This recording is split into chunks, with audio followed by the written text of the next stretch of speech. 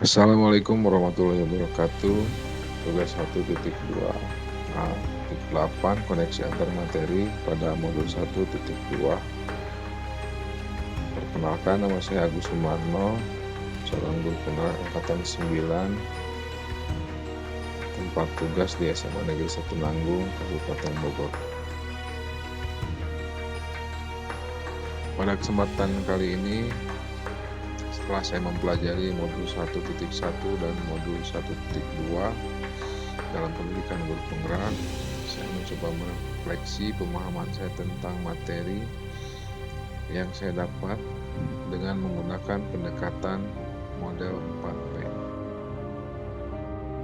Pendekatan ini lebih menekankan kepada peristiwa apa yang sudah dijalani atau dialami, kemudian apa yang dirasakan oleh kami sebagai calon guru penggerak, kemudian pembelajaran apa yang didapatkan sebelum dan setelah kami mengikuti pendidikan, dan yang terakhir adalah penerapan sederhana yang akan dilaksanakan terkait dengan rencana apa, kemudian apa yang akan dilakukan oleh kami ke depan.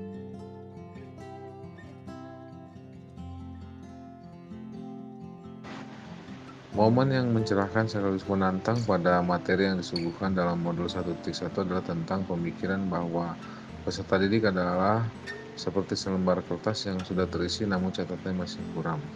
Sehingga kita sebagai pendidik harus memberikan tuntunan agar koordinat keadaan yang dimiliki oleh peserta didik dapat dijadikan sebuah karakter positif yang akan mengarahkan mereka menuju kemandirian yang bermuara pada kebahagiaan dan kemerdekaan. Kemudian dalam pemikiran Ki Hajar Dewantara pun menuntut setiap pendidik memiliki jiwa Ingarso Suntulodo, Maju Mangunkarso, dan Tuturi Handayani, yaitu di depan memberikan contoh, di tengah memberikan ide dan gagasan, dan di belakang memberikan dukungan positif agar pendidikan mengarah kepada keberpihakan kita terhadap murid. Kemudian di modul 1.2 kami disuguhkan tentang peran dan nilai sebagai seorang guru penggerak, menjelaskan bagaimana proses tergerak, bergerak, dan dapat menggerakkan, yang kemudian memunculkan 5 nilai guru penggerak, yaitu berpihak kepada murid, mandiri, reflektif, kolaboratif, dan inovatif. Dan 5 peran guru penggerak, yaitu pemimpin pembelajaran, sebagai guru lain, mendorong kolaborasi, student agensi, dan menggerakkan komunitas praktisi, yang mengarahkan kami sebagai guru agar dapat menjadi seorang sosok yang profesional dan selalu berkomitmen dalam melaksanakan dan melayani peserta didik. Kaitan modul 1.1 dan modul 1.2, yang pertama, dalam filosofi Ki Hajar Dewantara dikatakan bahwa kita guru menghamba pada murid, dalam tanda kutip, artinya bahwa dalam melakukan tuntunan kepada murid kita harus berorientasi pada nilai sebagai seorang guru penggerak, dan menggunakan pendekatan berpihak pada murid, mandiri, reflektif, kolaboratif, dan inovatif. Yang kedua, asas filosofi Ingarso Suntulodo, Maju Mangunkarso, dan Tuturi Handayani dalam pelaksanaannya atau dalam prakteknya adalah tentang peran yang harus dilakukan oleh seorang guru, yaitu mencerminkan pemimpin pembelajaran, sebagai guru lain, mendorong kolaborasi, student agensi, dan menggerakkan komunitas praktisi, sehingga jika dilaksanakan kesemuanya akan sejalan dengan pemikiran Ki Hajar Dewantara. Jadi modul 1.1 berbicara tentang bagaimana tuntunan itu dilakukan menggunakan nilai sebagai seorang guru penggerak. Kemudian yang kedua, bahwa filosofi itu juga harus diterjemahkan ke dalam kenyataan atau ke dalam prakteknya menggunakan peran sebagai guru penggerak. Perasaan yang saya rasakan, merasa seolah saya baru saja di refresh atau diinstal ulang dengan pola pikir yang selama ini saya jalankan, dikaitkan dengan pemikiran Ki Hajar Dewantara tentunya.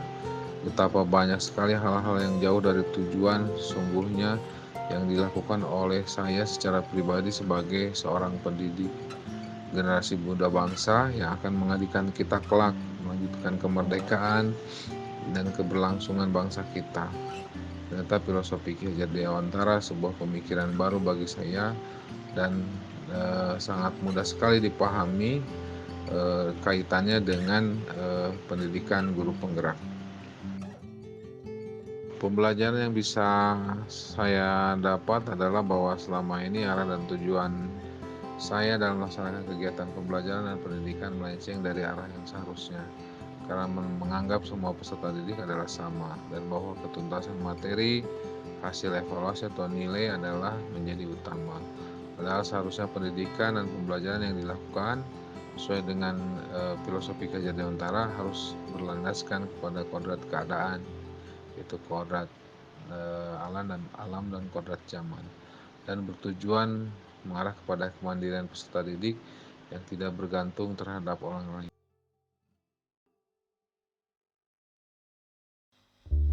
Cara pengembangan diri saya secara sederhana, konkret, dan rutin yang dapat saya lakukan sendiri dimulai dari saat ini.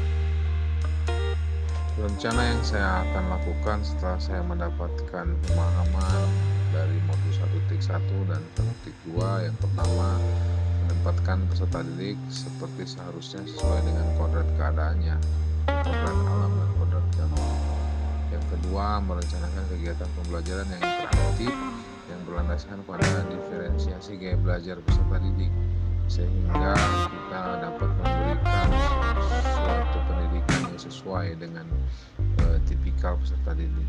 Ketiga, melakukan refleksi diri berdasarkan masukan dari semua pihak, bisa pimpinan, rekan kerja, atau peserta didik sekalipun. Kemudian memperdalam kemampuan dengan pengembangan diri yang berkelanjutan melalui seminar, pelatihan. Keempat, berusaha secara maksimal menyebarluaskan pemikiran ini dimulai dengan komunitas kecil yang ada di sekolah. Bagi saya, sebuah pemikiran yang luar biasa harus dapat ditransferkan kepada teman-teman, kepada rekan-rekan guru, agar kita semua bisa memberikan pendidikan